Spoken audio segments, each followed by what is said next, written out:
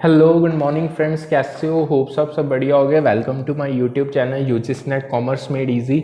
यहाँ पे आपको पेपर 1 जनरल पेपर और पेपर 2 कॉमर्स का कंप्लीट सिलेबस कवर अप करवाया जा रहा है। दिसंबर 2023 के लिए ऑलरेडी फ्री बैच चल रहा है, जिसमें आपको दोनों पेपर्स का यूनिट 1 से लेकर 10 तक कंप्लीट सिलेबस करवाया जा रहा है with free PDF notes in English and Hindi language. Daily quiz English और हिंदी लैंग्वेज में कंडक्ट किया जाता है। प्रीवियस ईयर क्वेश्चंस करवाए जा रहे हैं डेली बेसिस पे, स्ट्रक्चर्ड वे में यूट्यूब पे क्लासेस कंडक्ट होती हैं। जस्ट आपने करना क्या, एक तो आप टेलीग्राम चैनल सब्सक्राइब कर लो, जो भी आपको कंटेंट मिलेगा वो टेलीग्राम पे अवेलेबल है फ्री ऑफ कॉस्ट, और यूट्यूब चैनल पे क्लासेस अवेलेबल है। इन शॉर्ट दोनों चैनल्स को लाइक सब्सक्राइब शेयर कर दो। और बेसिकली आज हमारी पेपर 2 कॉमर्स की क्लास है, जिसमें हमने यूनिट 5 स्टार्ट की है, बिजनेस स्टार्टर रिसर्च मेथड्स की, और आज उसका लास्ट सेशन है। आज हमारी एक यूनिट कंप्लीट हो जाएगी। सो बिना टाइम वेस्ट के शिफ्ट करते हैं अप्रॉक्स 246 पेज के अराउंड।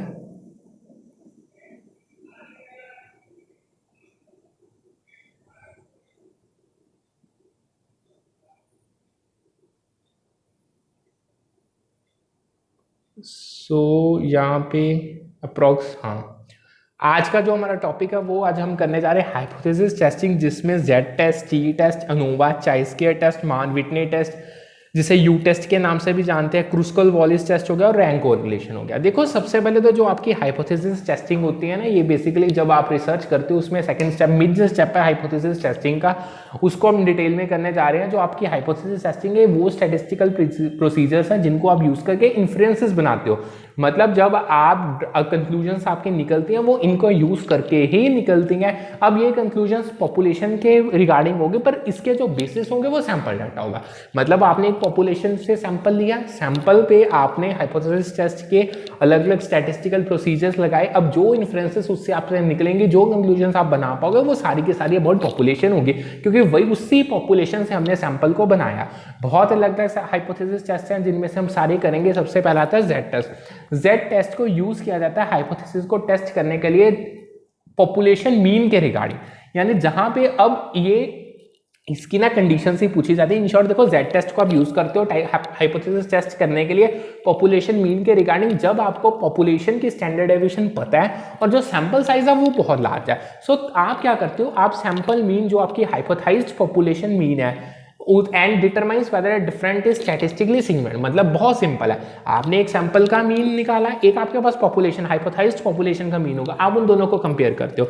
अगर तो इनमें स्टैटिस्टिकली सिग्निफिकेंट डिफरेंस है तो है, अगर नहीं है तो मतलब ऑलमोस्ट आपका हाइपोथेसिस ठीक है। ठीक है, इन शॉर्ट अगर मैं आपको सिंपल वे में बताऊं तो आप दो सैंपल ग्रुप्स के मीन को, यानी उनको कंपेयर करते हो, उनका डिफरेंस चेक करते हो। ठीक है, फॉर्मूला आपके सामने स्क्रीन के सामने प्रेजेंट है, that is mean minus mu divided by SC.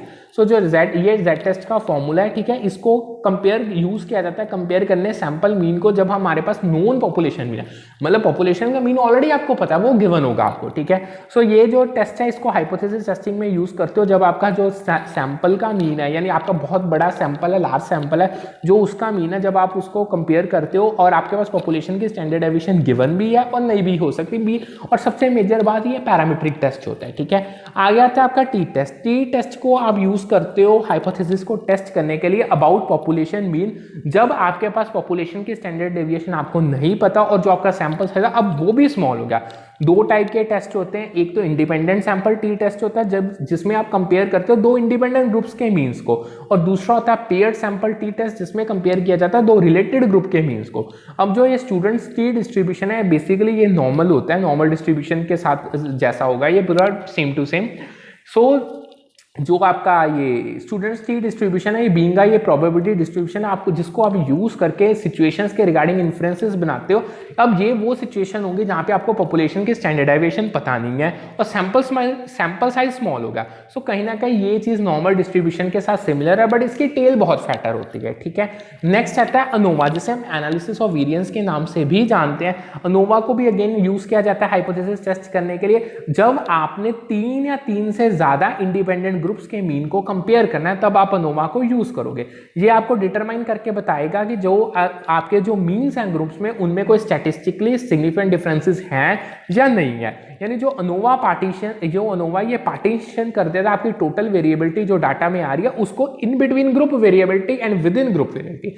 मतलब आपके पास अलग अलग ग्रुप्स हैं, 3 से ज्यादा ग्रुप्स होंगे, अब आपका जो टोटल आपका वेरिएबिलिटी है उसको डिवाइड कर दिया जाता है कि ग्रुप आपस में ग्रुप्स में कितनी वेरिएबिलिटी है और एक ग्रुप के अंदर कितनी वेरिएबिलिटी है। ये भी एक पैरामीट्रिक टेस्ट है जिसको यूज किया जाता है कंपेयर करने के लिए जब आपके मीन्स 2 से ज्यादा पॉपुलेशन के, इन शॉर्ट 3 से ज्यादा ही होते हैं, ज्यादातर 3 से ज्यादा पॉपुलेशन ग्रुप से होते हैं। फॉर्मूला इसका आपके स्क्रीन पे प्रेजेंट है। अब जो ये फॉर्मूला है इसको एफ टेस्ट या एनालिसिस ऑफ वेरिएंस के नाम अनोवा से नाम से भी जाना जाता है। इसको यूज किया जाता है कि ये जानने के लिए कि जो आपका 2 या 2 से ज्यादा ग्रुप्स हैं जो उनके मीन्स है उनमें सिग्निफिकेंट डिफरेंस है या नहीं है। अब आगे आता है test for significance of regression equation. अगर आपने रिग्रेशन इक्वेशन को टेस्ट करना है उसमें सिग्निफिकेंट डिफरेंसेस देखनी है तो उसके लिए भी एफ टेस्ट को यूज किया जाता है। ये आपको डिटरमाइन करके बताता है कि कोई सिग्निफिकेंट रिलेशनशिप डिपेंडेंट वेरिएबल और इंडिपेंडेंट वेरिएबल में रिग्रेशन मॉडल में एग्जिस्ट कर रही है या नहीं कर रही। ये एक पैरामीट्रिक टेस्ट है जिसको आप हाइपोथेसिस को टेस्ट करने के लिए यूज करते हो। ये चीज मैं आपको ऑलरेडी बता चुका हूं। आगे आता है आपके पास चाई स्क्वायर टेस्ट। देखो अगेन चाई स्क्वायर टेस्ट को यूज किया जाता है हाइपोथेसिस टेस्ट करने के लिए। अब ये आपको बताएगा इंडिपेंडेंस और एसोसिएशन 2 कैटेगरिकल वेरिएबल्स के बीच में। अब आपके 2 कैटेगरिकल अलग अलग कैटेगरी से जो बिलोंग करते हैं 2 वेरिएबल्स होंगे उनमें इंडिपेंडेंस है, उनके एक दूसरे से कोई लेना देना नहीं है या वो एक दूसरे के साथ एसोसिएटेड है। ये आपको चाई स्क्वायर टेस्ट बताएगा।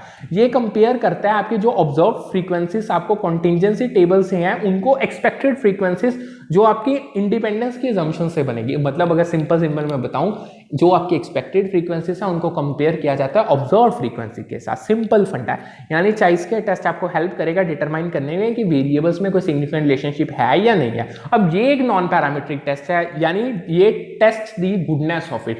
मतलब आपका वो लाइन या आपका जो डाटा वो फिट बैठता है यानी गुडनेस ऑफ फिट है उसके लिए बेस्ट है चाई स्क्वायर टेस्ट। इसमें आपके एक्सपेक्टेड फ्रीक्वेंसी जब बहुत स्मॉल होते हैं जो वैल्यू है आपके एक्स स्क्वायर की वो ओवर एस्टिमेट हो जाती है। सो इसके कारण क्या होगा बहुत सारी रिजेक्शन होनी स्टार्ट हो जाएंगी नल हाइपोथेसिस की। बट जब आपके एक्सपेक्टेड फ्रीक्वेंसी स्मॉल होती है ना जो चाई स्क्वायर टेस्ट है तब उसको आप एक्यूरेटली रिफ्लेक्ट नहीं करेगा आपकी डिस्ट्रीब्यूशन। सो उसको यूज करना एक बेकार चीज है क्योंकि उससे ना बहुत ओवर एस्टिमेशन होंगी, बहुत रिजेक्शन होंगे। सो ये चीज का आपको ध्यान रखना पड़ेगा। यही चीज पेपर में इकलौती जो है सबसे ज्यादा पूछी जाती है। फॉर्मूला स्क्रीन पे आपके पास प्रेजेंट है। ये फॉर्मूला चाई स्क्वायर टेस्ट का है। इसको मैंने बता दिया अब यूज क्यों किया जाता है। आगे बढ़ते हैं। अब उन्होंने क्या कहा था बेसिकली इसका जो कॉमन यूज है ना वो कैटेगोरिकल डाटा एनालिसिस में होता है। ठीक है। अब आगे कुछ चीजें हैं वो समझो इसके रिगार्डिंग। सबसे पहले द ओनली पैरामीटर ऑफ चाई square distribution is it's number of degree of freedom. ये स्टेटमेंट बिल्कुल करेक्ट है। देखो जो आपकी चाई स्क्वायर डिस्ट्रीब्यूशन है जो उसका अकेला इकलौता पैरामीटर वो उसकी डिग्री ऑफ फ्रीडम का कितना नंबर है वो ही है। ये बिल्कुल करेक्ट है। अब जो चाई स्क्वायर डिस्ट्रीब्यूशन होती है ना इसमें जो आपकी number of degrees of freedom है उसको अकेला पैरामीटर माना गया। वो ही डिटरमाइन करके आपको बताता है कि आपकी डिस्ट्रीब्यूशन की शेप क्या निकलेगी। दूसरा जो नल हाइपोथेसिस है जो आपका गिवन चाई स्क्वायर टेस्ट उसमें उसको रिजेक्ट किया जाता है जब आपकी जो कैलकुलेटेड वैल्यू है वेरिएबल की वो एक्सीड कर जाती है क्रिटिकल वैल्यू पे। ये भी स्टेटमेंट बिल्कुल करेक्ट है। चाई स्क्वायर टेस्ट में आप नल हाइपोथेसिस को रिजेक्ट कर दोगे अगर आपका जो कैलकुलेटेड टेस्ट स्टैट है यानी जो आपकी चाई स्क्वायर वैल्यू होगी अगर वो आपकी क्रिटिकल वैल्यू जो आपको चाई स्क्वायर डिस्ट्रीब्यूशन टेबल से मिलती है उससे जो अगर एक्सीड कर दी तो मतलब एक सिग्निफिकेंस लेवल पे मतलब आपको सिग्निफिकेंस लेवल गिवन होगा। अगर आपकी उस लेवल पे कैलकुलेटेड वैल्यू एक्सीड कर गई क्रिटिकल वैल्यू तो मतलब आप नल हाइपोथेसिस को रिजेक्ट कर दोगे। तीसरा आता है जो आपका रिजेक्शन रीजन है गुडनेस ऑफ फिट टेस्ट का वो राइट टेल में आता है डिस्ट्रीब्यूशन के। ये भी स्टेटमेंट बिल्कुल करेक्ट है। देखो जो गुडनेस ऑफ फिट टेस्ट यानी चाई स्क्वायर टेस्ट है इसका जो रिजेक्शन रीजन है वो टिपिकली राइट टेल में ही होता है जो आपकी चाई स्क्वायर डिस्ट्रीब्यूशन की होगी। यानी ये इंडिकेट करता है कि बहुत सिग्निफिकेंट डेविएशंस हैं ऑब्जर्व्ड और एक्सपेक्टेड फ्रीक्वेंसी मतलब उनमें बहुत अच्छा खासा डिफरेंस है। ठीक है। सो आगे अगेन चाई स्क्वायर टेस्ट का ही आपको दिया हुआ है। ये आप एक बार पढ़ लो बिल्कुल सेम है। यानी आप जब आपने ऑब्जर्व फ्रीक्वेंसीज और एक्सपेक्टेड फ्रीक्वेंसीज जो आपके कैटेगरिकल डाटा सेट के जब उनको आप कंपेयर करते हो उनमें आप देखना चाहते हो कि डिफरेंसेस हैं या नहीं है तब आपको चाई स्क्वायर टेस्ट को यूज करते हो। बेसिकली ये एक नॉन पैरामीट्रिक टेस्ट है। ठीक है। इसमें यानी अगर मैं आपको जब आप goodness of fit of distribution को टेस्ट करते हो अगर मैं इसके कॉन्टेक्स्ट में बताऊं तो जो आपकी ऑब्जर्व फ्रीक्वेंसीज होती हैं वो आपकी एक्चुअल फ्रीक्वेंसीज या काउंट्स जो ऑब्जर्वेशन के हैं जो डिफरेंट कैटेगरीज हैं ग्रुप से उनको रिप्रेजेंट करती हैं। और जो एक्सपेक्टेड फ्रीक्वेंसीज ये वो फ्रीक्वेंसीज है जो आप एक्सपेक्ट कर रहे हो एक स्पेसिफिक डिस्ट्रीब्यूशन या थ्योरेटिकल मॉडल से। ठीक है। यानी इन शॉर्ट ये चाई स्क्वायर टेस्ट कंपेयर करेगा ऑब्जर्व फ्रीक्वेंसीज को एक्सपेक्टेड फ्रीक्वेंसीज के साथ और एक टेस्ट स्टैट कैलकुलेट किया जाता है जिसे चाई स्क्वायर स्टैट कहते हैं। अब ये स्टैट आपको जो आपने ये स्टैटिस्टिक मेजर किया ना ये आपको बताएगा डिस्क्रिपेंसी ऑब्जर्व्ड और एक्सपेक्टेड फ्रीक्वेंसीज में है या नहीं है, ठीक है। सो यही चीज हमारे लिए सबसे इंपॉर्टेंट होती है। अब जो ये चाइस के टेस्ट क्या है ना, ये आपको प्रोबेबिलिटी या आपको जिसे पी वैल्यू कहते हैं, वो जो आपके चाइस के स्टैट के साथ एसोसिएटेड, ये आपको वो कैलकुलेट करके बताता है। अगर तो आपकी पी वैल्यू बिलो एक प्रीडिटरमाइंड सिग्निफिकेंस लेवल, यानी जिसे बेसिकली 0.05 होता है, वो इंडिकेट करती है कि बहुत स्ट्रॉन्ग एविडेंस है कि आपने नल हाइपोथेसिस को रिजेक्ट करना है या ये गुड फिट नहीं है। और दूसरी, अगर आपके ऑब्जर्व डाटा सिग्निफिकेंटली डेविएट कर रहा है एक्सपेक्टेड डिस्ट्रीब्यूशन से, वो भी आपको पी वैल्यू ही बता देगी, ठीक है। अब आगे आती हैं कुछ क्रिटिकल वैल्यूज जेड की जो हाइपोथेसिस में यूज होते हैं। ये पेपर में बहुत बार पूछा गया। देखो जो क्रिटिकल वैल्यूज जेड की होती है हाइपोथेसिस टेस्ट में, ये डिपेंड करती है आपका सिग्निफिकेंस लेवल अल्फा क्या है। अब इवन ये एक चीज, दूसरी चीज कि आपका टेस्ट 1 टिल्ड है या 2 टिल्ड है। सो जो क्रिटिकल वैल्यूज है उनको चूज किया जाता है मतलब जो आप ना आपकी लाइक मान के चलो जो आपकी क्रिटिकल वैल्यूज है उनको इस तरीके से चूज किया जाता है कि जो आपकी प्रोबेबिलिटी है कि आप एक test at beyond the those, आपने मतलब ये ऑब्जर्व करना है। देखो आपको क्रिटिकल वैल्यू ही बताएगी कि आपकी डिस्क्रिपेंसीज हैं, डेविएशंस हैं या नहीं है, ठीक है। इवन आपको नल हाइपोथेसिस को रिजेक्ट करना है या एक्सेप्ट करना है, ये भी हमें क्रिटिकल वैल्यू को जब हम कैलकुलेटेड वैल्यू के साथ कंपेयर करेंगे तभी पता चलेगा। क्रिटिकल वैल्यूज आपके सामने मेंशन्ड है।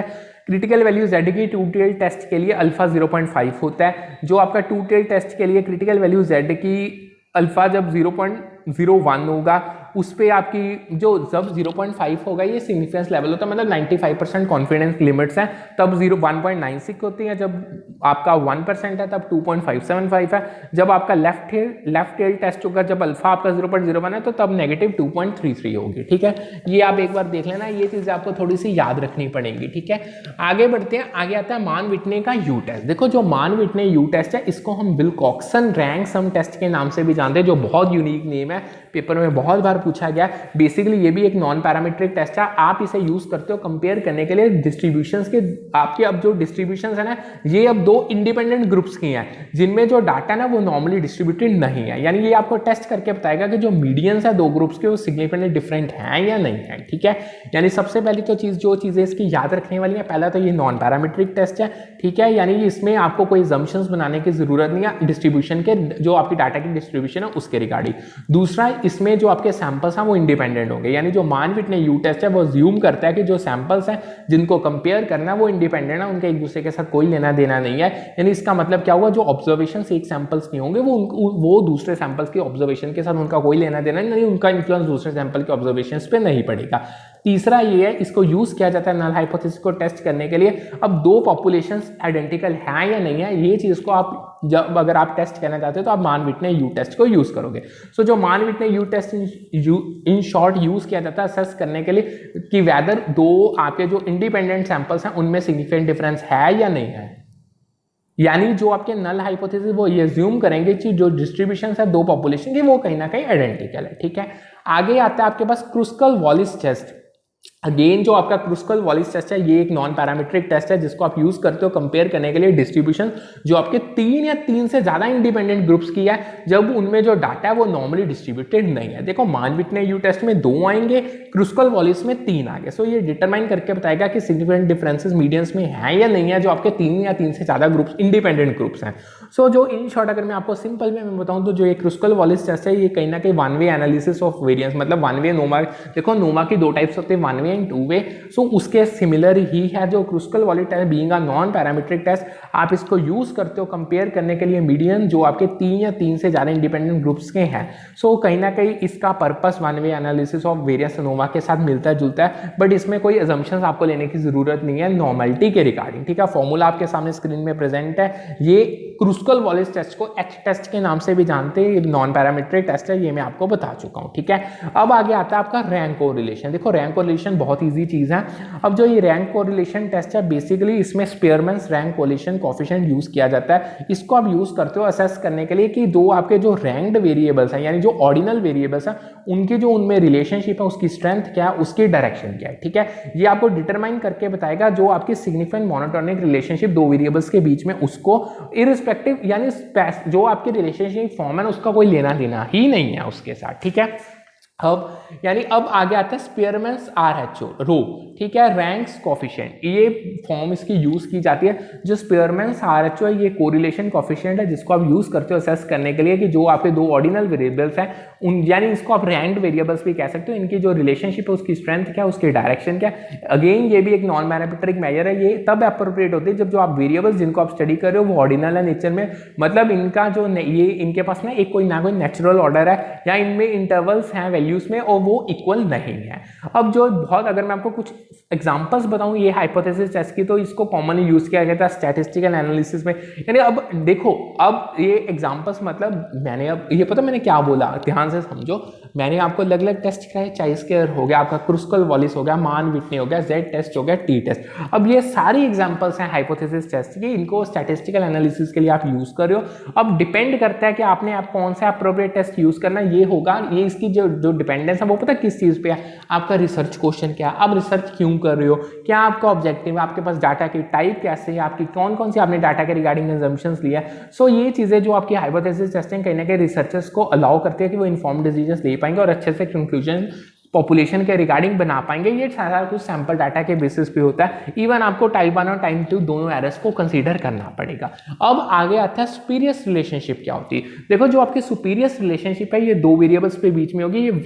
ये वो सिचुएशन है जहाँ पे जो आपका एक आपकी अपेरेंट एसोसिएशन या कोरिलेशन होगा वेरिएबल्स में, बट वहां पे असल में कोई उनका लेना देना नहीं है। मतलब कहने का मतलब देखो दो वेरिएबल्स हैं, उनमें दिखावे के लिए रिलेशनशिप आपको बहुत अच्छे से दिखेगी कि उनमें एक एसोसिएशन है, वो कोरिलेशन है, बट इन रियलिटी उन वेरिएबल्स का आपस में कोई लेना, मतलब चीजें सिर्फ केवल दिखने को होती हैं रिलेशनशिप्स, बट असली में रिलेशनशिप होती ही नहीं है। ये तब होता है जब जो हर एक वेरिएबल है ना वो इंडिपेंडेंटली किसी तीसरे वेरिएबल के साथ रिलेटेड है, जो कि एक फॉल्स इंप्रेशन क्रिएट करता है कि उन दोनों में भी डायरेक्ट रिलेशनशिप है। यानी मान के चलो अगर ए बी के बराबर है, बी सी के बराबर है, तो आप अज्यूम करोगे ना ए सी के बराबर भी होगा। ये वो चीज है that is called the superior relationship, ठीक है।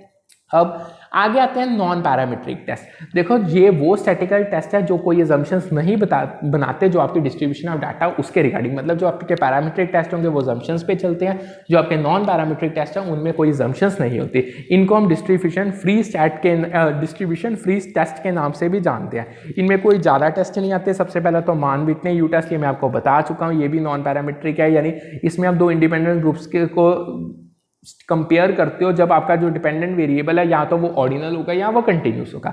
दूसरा आपका आता है क्रुस्कल वॉलिस टेस्ट, जिसमें इसको आप यूज करके कंपेयर करते हो दो इंडिपेंडेंट ग्रुप्स को जब आपके डिपेंडेंट वेरिएबल वो भी ऑर्डिनल या कंटिन्यूस है। बट ये एक नॉन पैरामीट्रिक टेस्ट है जो alternative to one way ANOVA है, ठीक है। ये सारा कुछ हम डिटेल में कर चुके हैं। आगे चाइ स्क्वायर टेस्ट भी मैं आपको बता चुका हूँ, सो जब आपने एसोसिएशन देखनी है कैटेगरिकल वेरिएबल्स में, ठीक है। अब आगे आता है एक होता है आई टेस्ट और एक एन टेस्ट। ये दोनों आइडेंटिकल असम्पशंस पे बेस्ड है।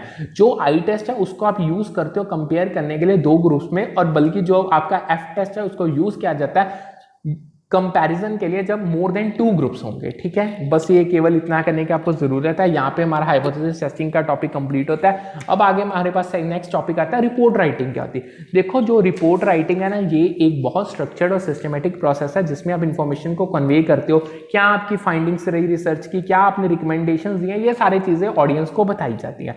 बहुत इसेंशियल स्किल्स है, यानी बहुत अलग अलग प्रोफेशनल फील्ड्स में और एकेडमिक डिसिप्लिन्स में रिपोर्ट राइटिंग की जाती है। कुछ इसके की स्टेप्स या गाइडलाइंस है उनको स्टडी करते हैं। देखो सबसे पहले तो आपको पर्पस और क्या है या understand the purpose and audience, मतलब आपको सबसे पहले पर्पस आइडेंटिफाई करना पड़ेगा रिपोर्ट का क्या है और आपकी इंटेंडेड ऑडियंस क्या है, यानी आपने इन्फॉर्मेशन किस प्रकार के ऑडियंस को कन्वे करनी है। यानी आपको कंसीडर करना पड़ेगा कौन सी इन्फॉर्मेशन कैसे कम्युनिकेट करनी है, क्या क्या चीजें आपको करनी पड़ेंगी रिपोर्ट बनाने के लिए, क्या आपके पास लेवल ऑफ नॉलेज चाहिए या क्या एक्सपर्टाइज चाहिए जो ऑडियंस को होना चाहिए कि वो आपकी रिपोर्ट्स को समझ सके। सेकंड मेजर चीज आती है प्लान एंड ऑर्गेनाइज, यानी आपको एक आउटलाइन या स्ट्रक्चर अपनी रिपोर्ट के लिए ड्रॉ करना पड़ेगा, डिजाइन करना पड़ेगा। आपको डिसाइड करना पड़ेगा आपकी रिपोर्ट के मेन सेक्शंस क्या होंगे, सब सेक्शंस क्या होंगे, आपकी इन्फॉर्मेशन का लॉजिकल फ्लो क्या होगा। ये चीज कहीं ना कहीं आपको हेल्प करती है कि आप अपने थॉट्स को अच्छे से ऑर्गेनाइज कर पाओगे और ये चीज आप लॉजिकल प्रेजेंटेशन एक इन्फॉर्मेशन के ऑडियंस को प्रोवाइड कर पाओगे। तीसरा इंट्रोडक्शन, यानी आपको अपनी रिपोर्ट्स इंट्रोडक्शन से स्टार्ट करनी है, यानी आपको पहले कुछ बैकग्राउंड इन्फॉर्मेशन प्रोवाइड करनी पड़ेगी, ऑब्जेक्टिव्स बताने पड़ेंगे अपने रिसर्च के, क्लियर स्टेटमेंट्स हो गए कि यानी जो आपका रिसर्च है, जो आप उसमें प्रॉब्लम स्टडी कर रहे हो, आपका रिसर्च क्वेश्चन क्या है। सो जो इंट्रोडक्शन है ये कहीं ना कहीं एक ना कॉन्टेक्स्ट सेट कर देती है, यानी रीडर प्रिपेयर हो जाता है कि वो इसके रिगार्डिंग आगे चीजें पढ़ने जा रहा है। फिर आएंगे मेथड्स, अगर जरूरत पड़ी तो आपको मेथड्स को डिस्क्राइब करना है, प्रोसीजर्स को आपने डिस्क्राइब करना है जिनको आपने यूज करके डाटा कलेक्ट किया, रिसर्च कंडक्ट किया, जिसके थ्रू यानी आपने इन इन्फॉर्मेशन को एनालाइज किया। बहुत आपको सफिशिएंट डिटेल्स देनी पड़ेंगी, जो चीज कहीं ना कहीं रीडर को अलाउ करेगी वो प्रोसेस को अच्छे से समझ पाएगा, उसको इवेल्युएट कर पाएगा, यानी उसका कहीं ना कहीं भरोसा बन जाएगा आपके प्रोसेस पे, रिसर्च के।